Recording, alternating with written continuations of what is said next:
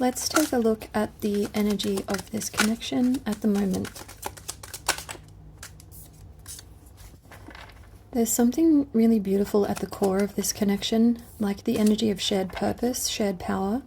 It feels like when you're both in it, fully present, everything flows. You both light each other up. It might not always be romantic, but there's a strong sense of mutual recognition between the two of you, and at one point, the potential here was really big. You may have even pictured what life would look like together long term. There's abundance in that kind of energy, the kind that says we're stronger together. But something has gotten tangled. It's almost like one person stopped showing up in the way the connection needed them to. There might have been silence, emotional shutdown, or avoidance, not because they didn't care. I just realized I didn't turn my light on, sorry. Not because they didn't care, but because they didn't know how to participate in something that asked them to grow. And without that shared effort, the connection started to feel uneven, like one person was still building, still hoping, and the other was slipping out the side door. At the root of that imbalance is fear, a resistance to stepping fully into who they're meant to be, especially in the context of a real vulnerable bond. There's a hesitation to take responsibility for their role in this, not just in the connection, but in their own life. Like they're running from the version of themselves that this relationship was trying to awaken. And there's grief here, but it hasn't fully landed. You may be holding it in, or they are, maybe both of you.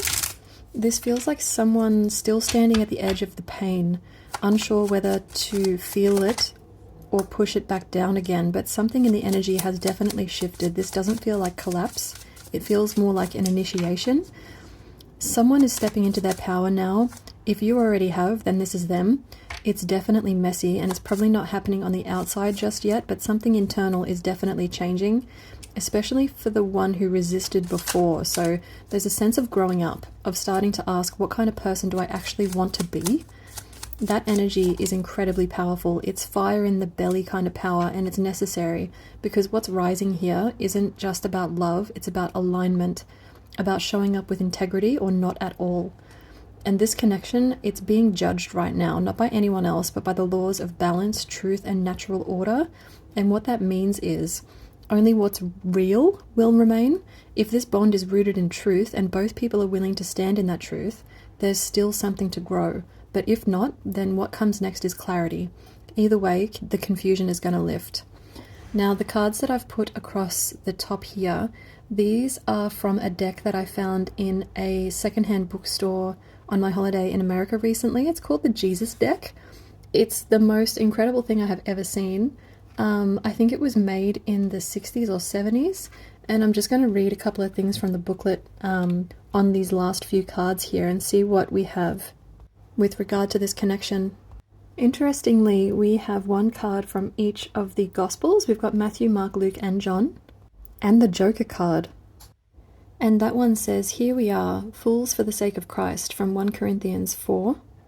Now, I have had a look at the little booklet that comes with this deck, and to be honest with you all, I don't know if you're ready to hear me say these kind of things on this page, so I'm going to water it down for you a little bit, just so that you, or more so just that it's a little bit more palatable for you, alright?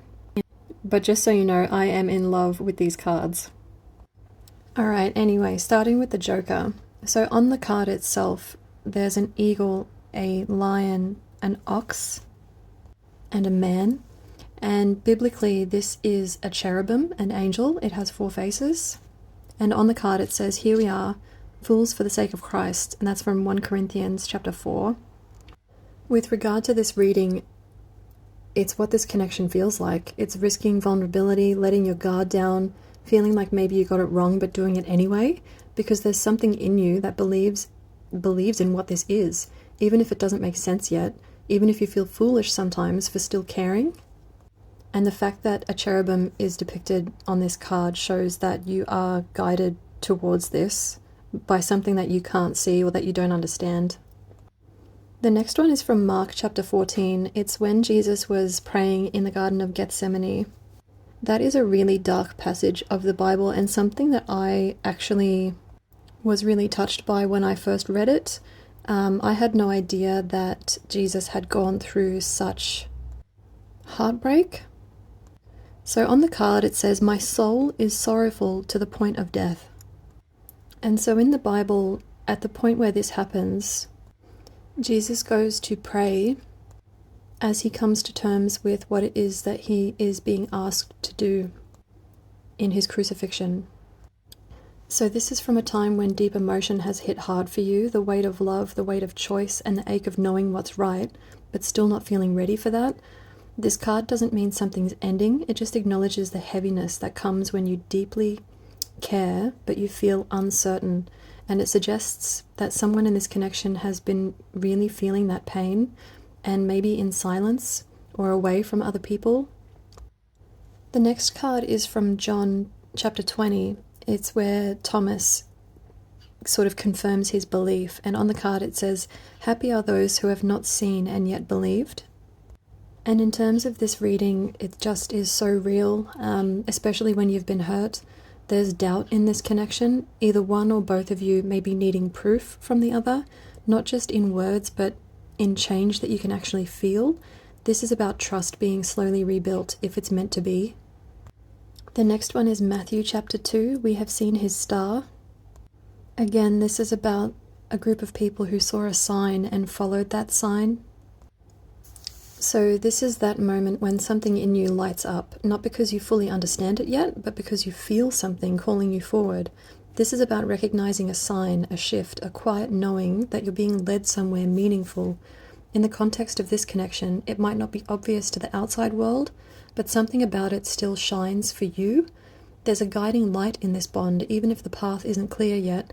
It's not about chasing, but about following your own sense of truth and letting that lead you to the right next step. And the final card is Luke chapter 2. "Mine eyes have seen salvation." This is the moment of knowing, not through logic, but through spirit. That sense that no matter how chaotic the journey has been, there's something here that your heart recognizes. That's what's being awakened in this connection. It's a deep knowing. And that's what I have for the energy of this connection at the moment. And I hope that that was a little baby step into some biblical stories for you all. I don't really mind if you hate it or not. You can unfollow me if you like. But I'm pretty sure I'm going to keep those going, at least one per reading, because I am in love with this deck. Like I said, I just can't believe I found it. It just seems like such a rare, crazy thing to have found. And that's it for today. Thanks.